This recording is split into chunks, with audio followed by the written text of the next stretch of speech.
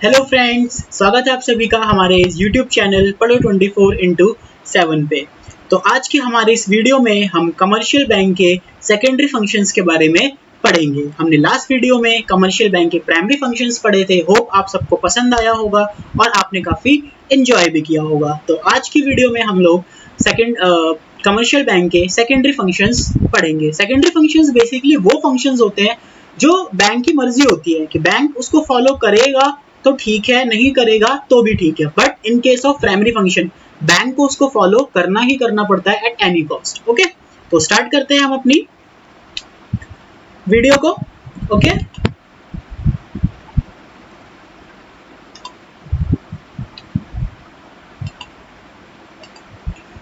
तो secondary functions basically हम first function की बात करेंगे जो कि है आपका ओवरड्राफ्ट फैसिलिटी।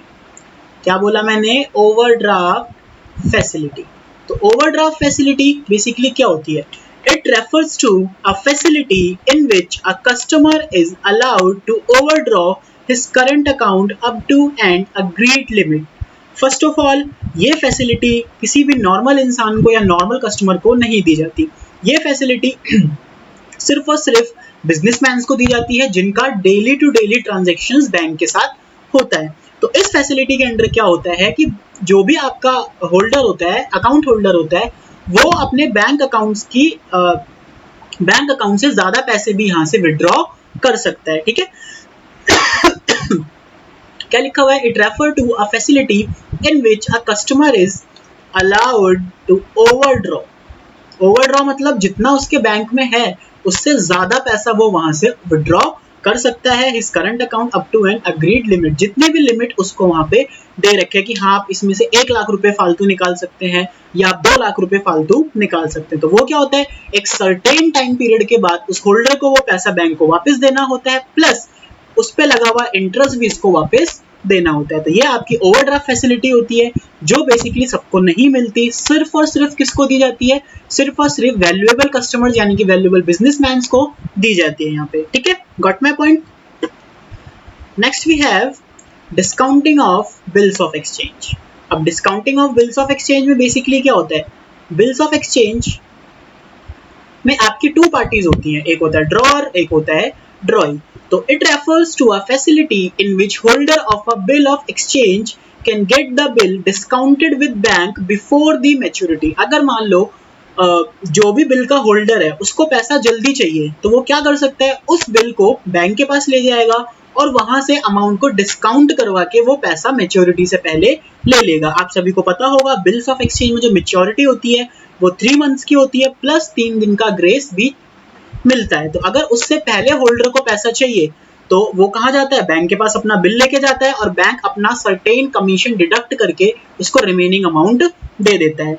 फिर after deducting the commission the bank pays balance to the holder. तो यहाँ पे क्या हुआ कि बैंक ने क्या करा? अपना कमीशन रखा और बाकी पैसा होल्डर को यहाँ पे वापस कर दिया। तो यही होता है हमारा डिस्काउंटिंग बिल्स ऑफ एक्सचेंज। काफी इंपॉर्टेंट फंक्शन है ये भी, कई सारे होल्डर्स को यूज करते हैं। ओके, तो हमने यहाँ पे 2 फंक्शंस पढ़े, ओवरड्राफ्ट फैसिलिटी और डिस्काउंटिंग बिल्स ऑफ एक्सचेंज। आगे चलते हैं। Next we have agency function. अब ये एजेंसी फंक्शन क्या होता है? एजेंसी मतलब क्या होता है? एजेंसी वो नहीं कि ब्रिटानिया बिस्किट की एजेंसी ले ली, किसी की भी एजेंसी ले ली। एजेंसी मतलब है कि यहाँ पे बैंक एज अ एजेंट काम करता है बिटवीन 2 पार्टीज। कोई भी 2 पार्टीज होंगी उनके बीच में एज अ मीडिएटर रोल करेगा कौन? हमारा बैंक। सबसे पहला हो गया आपका कौन सा?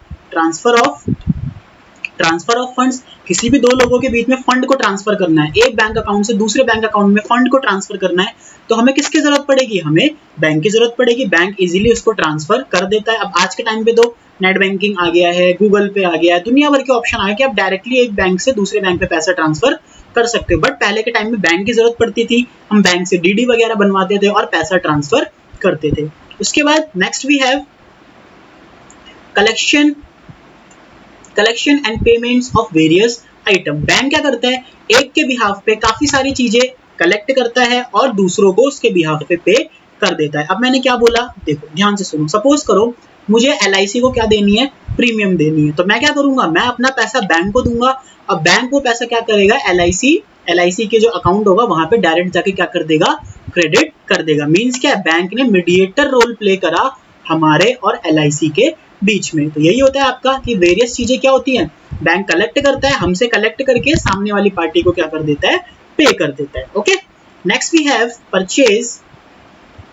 Purchase and sale of foreign exchange. अब फॉरेन एक्सचेंज आप सभी को जानते हो क्या होते हैं। फॉरेन एक्सचेंज होते हैं हमारी अपनी खुद की कंट्री की करेंसी को छोड़ के जितनी भी दूसरी करेंसी हम लोग देखते हैं वो सारी की सारी हमारी फॉरेन एक्सचेंज कहलाती है। ठीक है, मैंने क्या बोला, हमारी डोमेस्टिक करेंसी को छोड़ के जो भी करेंसी हम अपने माइंड में लेके आते हैं वो सारी की सारी हमारी क्या कहलाती है, फॉरेन एक्सचेंज कहलाती है।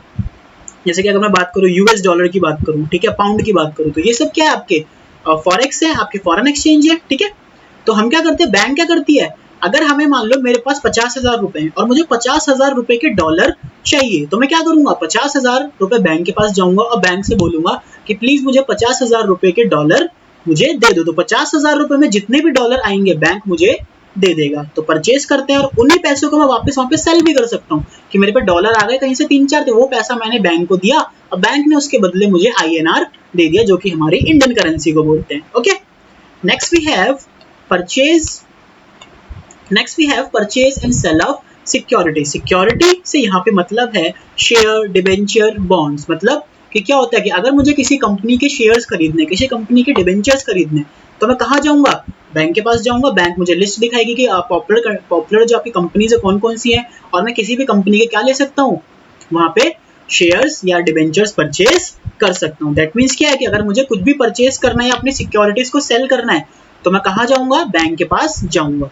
तो यहाँ पे भी बैंक ने क्या करा, दो मेरे बीच, मैं और एक जिस कंपनी का शेयर मुझे परचेज करना है, इन दोनों के बीच में as a mediator role play करा, as a agent role play यहाँ पे किया। तो ये जितने भी फंक्शन मैंने आपको चारों फंक्शंस बताए, ये फंक्शंस आपके बेसिकली क्या है, ये फंक्शंस आपके एजेंसी फंक्शन है। मतलब यहाँ पे बैंक दो पार्टीज के बीच में एज अ एजेंट वर्क कर रहा है। Got my point? Now move to next point, general utility services. General utility services मतलब ये नॉर्मल सर्विसेज होती है कि जो बैंक आपको देता है। सबसे पहले क्या होता है, सबसे पहले आपका लॉकर फैसिलिटी। अब ये लॉकर फैसिलिटी क्या है, लॉकर फैसिलिटी मतलब होता है कि मान लो सपोज करो मेरे पास ज्वेलरी है बहुत सारी, तो मैं क्या करूंगा, ज्वेलरी है, डायमंड्स है, अब मुझे घर में रखते हुए डर लग रहा है कि यार चोरी ना हो जाए, कुछ हो जाए, तो मैं क्या करूंगा, उस ज्वेलरी को लेके इंपॉर्टेंट मेरे डॉक्यूमेंट्स हो सकते हैं, मेरी विल हो सकती है, उसको मैं क्या करूंगा, वहां ज्वेलरी को, जो भी मेरी ज्वेलरी होगी उसको जाके मैं लॉकर में रख दूंगा। कौन से लॉकर में, बैंक मुझे एक लॉकर फैसिलिटी प्रोवाइड करेगा, जो कि क्या होगी, उसका एक मिनिमल चार्ज मुझसे लेगा कि हाँ साल का 2,000-3,000 आप हमें दो और हर साल, और आपकी चीजें यहाँ पे बैंक के लॉकर में सेफ रहेंगी। तो मुझे वहां पे एक लॉकर भी मिल गया और इससे क्या हो गया, मेरी चीजें भी वहां पे सेफ है। Okay, next we have travellers cheque. Travellers cheque क्या होता है, ट्रैवलर्स चेक मतलब कि सपोज करो मुझे एक दूसरी जगह जाना है, मुझे यहाँ से बॉम्बे जाना है 50 लाख रुपए लेकर। अब 50 लाख रुपए लेकर मैं अपने बैग में कैरी करके तो लेके नहीं जाऊंगा, क्योंकि मुझे रिस्क है कहीं मेरा बैग ना चोरी हो जाए, मुझे डर भी रहेगा कि यार मेरा बैग कोई मुझसे छीन ना ले। ठीक है, तो उस रिस्क को अवॉइड करने के लिए बैंक मुझे क्या करेगा, एक ट्रैवलर्स चेक इश्यू करेगा, जो कि क्या होगा, जिस चेक को मैं यहाँ से लेके जाऊंगा और बैंक मुझे बताएगा कि आप इस स्टेट में, सपोज मैंने बॉम्बे जाने की बात करी, तो बॉम्बे सिटी में जाके इस बैंक की इस ब्रांच से जाके आप क्या कर सकते हो, उस पैसे को इनकैश करा सकते हो, उस चेक को इनकैश करा सकते हो। तो यही होता है मेरा ट्रैवलर्स चेक। मतलब यहाँ पे हम, जो हमारा रिस्क होता है कैश को ले जाने का, उसको ये अवॉइड करता है और काफी हेल्पफुल भी होता है हमारे लिए। Next we have letter of credit. Letter of credit मतलब होता है कि अगर मान लो कभी भी हम कोई बैंक क्या करते हैं, लोन लेते हैं, सपोज करो मैंने 2 लाख का लोन लिया बैंक से 3 साल के लिए। ठीक है, अब 3 साल बाद भी मैं उस पैसे को रिपे नहीं कर पा रहा, कभी कुछ दिक्कत, बैंक नोटिस दे रहा है, ये वो, तो क्या होगा, अगर सपोज करो उस पैसे को मैं किसी जैसे ना तैसे करके वापस कर देता हूँ, ठीक है, विद इंटरेस्ट, बट जब मैं जाऊंगा ना नेक्स्ट लोन लेने उस बैंक से, तो वो बैंक मुझे कभी भी लोन नहीं देगा। क्यों? क्योंकि बताएगा कि सर आपका जो लेटर ऑफ क्रेडिट है वो काफी पुअर है, इसमें आपने एक लोन काफी मुश्किलों से चुकाया है, तो हम आपको फर्दर लोन यहाँ पे नहीं देंगे। तो लेटर ऑफ क्रेडिट किसी भी कस्टमर की क्रेडिट वर्दीनेस को शो करता है कि अगर आपने इतना लोन लिया तो आप कितना लोन लेने के एलिजिबल हैं और आपको कितना लोन हम यहाँ पे दे सकते हैं। अगर मैं वो लोन अच्छे से टाइमली पे कर देता तो हो सकता है कि बैंक मुझे और एडिशनल लोन फैसिलिटीज भी यहाँ पे प्रोवाइड करता। तो यही होता है मेरा लेटर ऑफ क्रेडिट। तो बेसिकली आपके जनरल यूटिलिटी सर्विसेज भी कंप्लीट हो गए, 3 ही होती तो बहुत सारी हैं, बट हमें इंपॉर्टेंट ही पढ़नी है और इससे ज्यादा हमें इसमें नहीं देखनी। ठीक है, तो हमने क्या पढ़ा? सबसे पहले overdraft facility, discounting bills of exchange, उसके बाद एजेंसी फंक्शन और जर्नल यूटिलिटी सर्विसेज। तो ये सारे के सारे आपके सेकेंडरी फंक्शंस हैं जो कि बैंक के होते हैं, काफी इंपॉर्टेंट है, इसको यहाँ से आप पढ़ लेना। ओके, तो आप यहाँ पे क्या कर सकते हो, मेरा टेलीग्राम चैनल भी ज्वाइन कर सकते हो। टेलीग्राम को डाउनलोड करके इकोनॉमिक्स विद अजय सिंह आप सर्च करोगे तो मेरा चैनल वहाँ पे ज्वाइन हो जाएगा। वहाँ पे लेटेस्ट अपडेट की मैं कब लाइव पढ़ाता हूँ, कब नहीं, PDF, question papers, previous year question papers, वो सब वहाँ पर आपको अवेलेबल होंगे। और आप मुझे इंस्टा पे भी फॉलो कर सकते हैं, मेरा इंस्टा हैंडल है अजय कलहंस @अजय कलहंस, और वहाँ पे भी आप मुझे फॉलो कर सकते हैं। Okay, so thank you so much guys इस वीडियो को देखने के लिए, और होप करता हूँ कि आपको ये वीडियो काफी पसंद आई होगी, और नेक्स्ट वीडियो में हम फर्दर चैप्टर को आगे डिस्कस करेंगे। So thank you so much, take care, God bless you.